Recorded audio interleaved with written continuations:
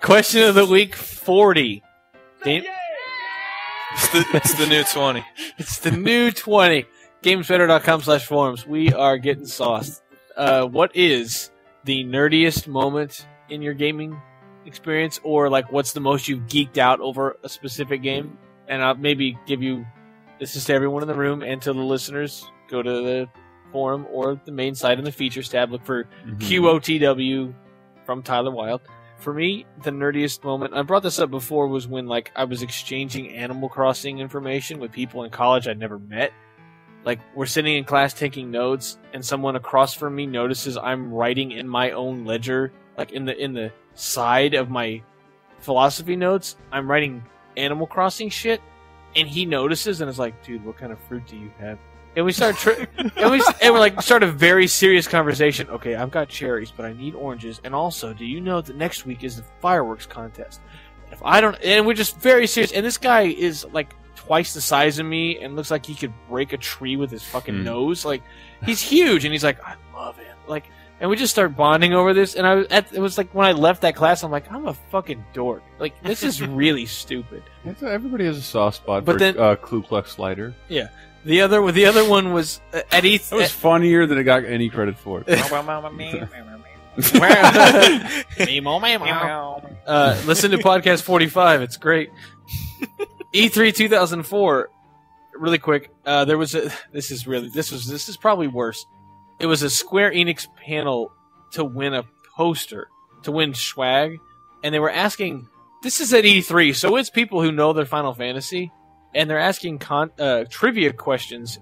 And I managed to win one. Like, it was a question about Final Fantasy X, and no one else knew. And I was like, "Oh yeah, that's the Magus sisters," and like telling them all this, and they're like, "Oh, here you go." And like, I knew something a room full of fucking Squeenix nerds didn't know. Like, and my prize was a Final Fantasy XI poster. It's like the saddest. Like, that's what I got. Ugh. Charlie's here for some reason. Hey, Charlie! Charlie, come here. Charlie, we're talking about Gabriel Knight. No, you're not. Well, we are now. What's your favorite Gabriel Knight? You're in the community segment. I like the fifth one. Well, the question of the week, since Chris is leaving, is what's the most you've geeked out over one game, or the nerdiest moment you really remember, like going, "Wow, I'm way too into this." Or anyone that's... I feel like that's going to happen to me with Batman Arkham Asylum. Really? I don't know, but I'm hoping it will. Just the fact that they might get a Batman game right, and then it just looks like it's going to combine a lot of good gameplay styles, and Batman, and so on. Batman. Fair enough. Nerdiest game story is, I don't know, it might be my most pathetic. It is kind of a pathetic thing where you're like, God damn, where you actually realize, wow, I'm way too into this. This is going to date me. No one dates you. That was really... There was a game... Anybody? There was a game... Hold on, I'm trying to find a way to phrase this. It was a game I was perfect at, whereas I could get through it flawless given the details on screen. When it came to multiplayer, I had a friend who could beat me without missing a beat. And I'm like, how are you doing this? It looks like I'm doing this flawlessly. Right. How did this happen? How are you doing this? He refused to fucking tell me. No tips and trades books anywhere around covered this game. I had to go to the internet, which at the time was only available to me at the public library in a ancient version of Netscape. Oh my god. I did all the hotbot searches I could think of. Couldn't find it. I did over its G version and M version. Bust a move. Bust a move. There's secret moves. Bust a groove. Oh, okay. Bust a groove. There's secret moves and bust a groove For PS1. For PS1 that my friend like refuses, and I was like, fuck. I was completely. What happened? I could check the bulletin boards, but there was no like legitimate way to search that. Like I had nowhere to find it. Like maybe GameFAQs existed, but this is back in the time before it was optimized to appear at the first link. It was just me wading through like Lycos and InfoSeek, and basically being removed from the library. Like I got to bust up my ham. Like I can't. I got to make this happen. Burger Dog. What the fuck? If you choose Burger Dog and he's second, it'll be like Daisy versus Burger Dog. if Burger Dog was second, he would fucking scream it.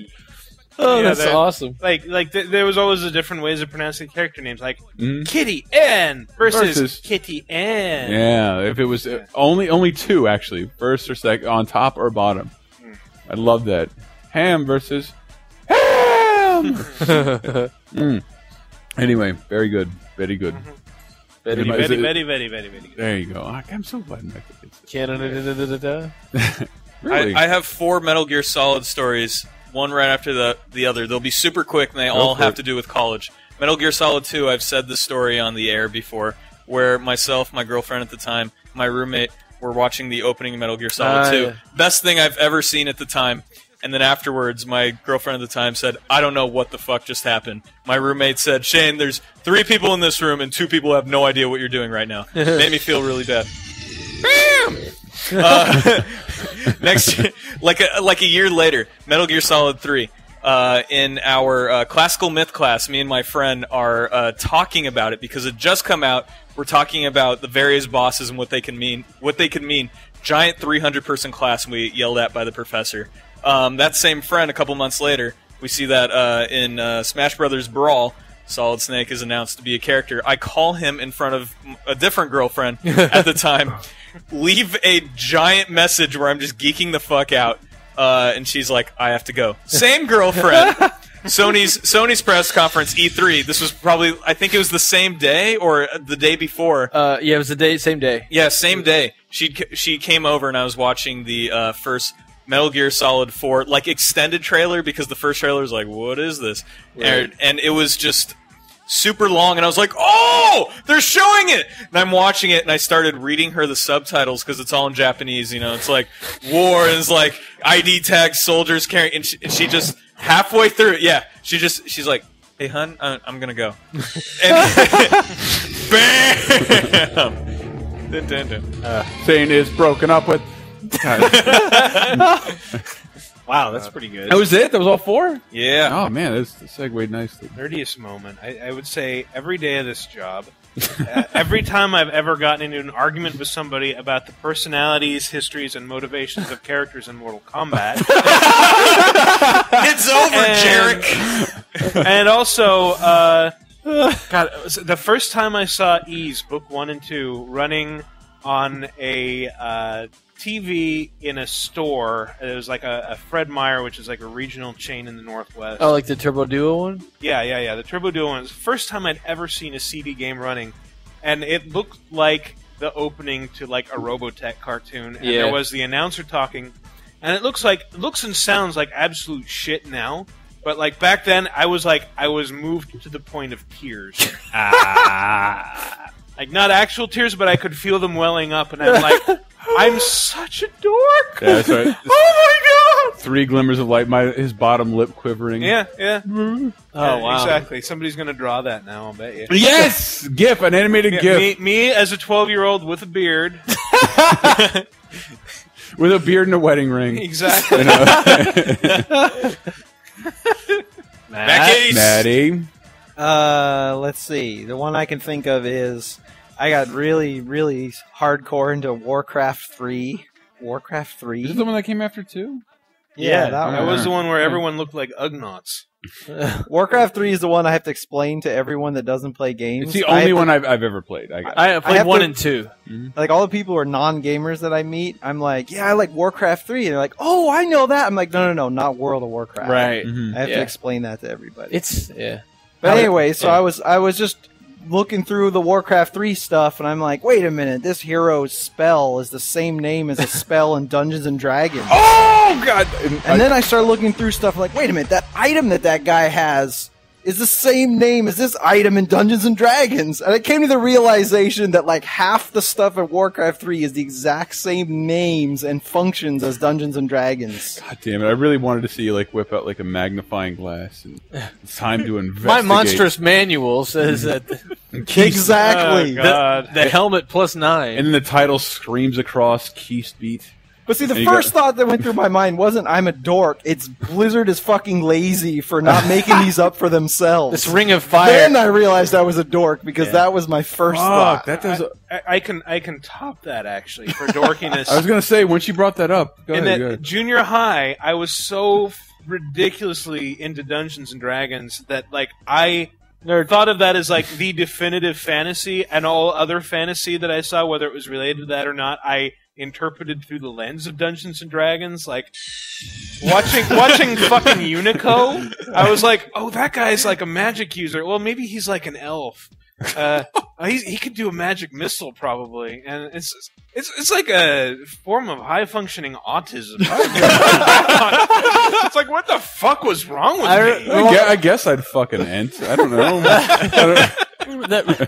For going the D&D route, we played a couple of 12-hour games. Never played Wow. D&D. If you guys could show me how, I'd really appreciate it. And then I remember when I was in 6th grade, I remember I set up a board in the back of my dad's... I was paying for my first abortion. In my dad's 70s van with shag carpeting on the walls, and the back of the car was a bed. A camera. No camera. All right. It did have a sink. bus. It did have a sink and a fridge in it, though. Elston's dad created the bang bus. But I remember rolling up my own character and like making up all these rules. Like I just gained 10 levels, like all by myself. and then I would walk to the front of the van and tell my dad. So I just fought a bunch of goblins, and it's just. And he'd wake up and remove the barrel from his mouth. Yeah. And then I played it for real 10 years later with a bunch of 20-year-old kids. Will someone play Dungeons and Dragons? No one would ever. My friend The said. time is gone. You can't play when you're 28. My friend said you won't take it seriously. It's hard. And I promise to take it seriously. Now I'll wear the clothes. No, well, that's LARPing. That's not playing Dungeons and Dragons. I'll wear a helm. You don't have to do that. It's just playing with people that are fun, and that's what makes D&D You know fun. what? Lightning bolt. Oh, you threw a pin cap at me. Oh, here. Oh. Well, We should that's get out of here. That's question 40. Go to You know GamesBetter.com what? /forums.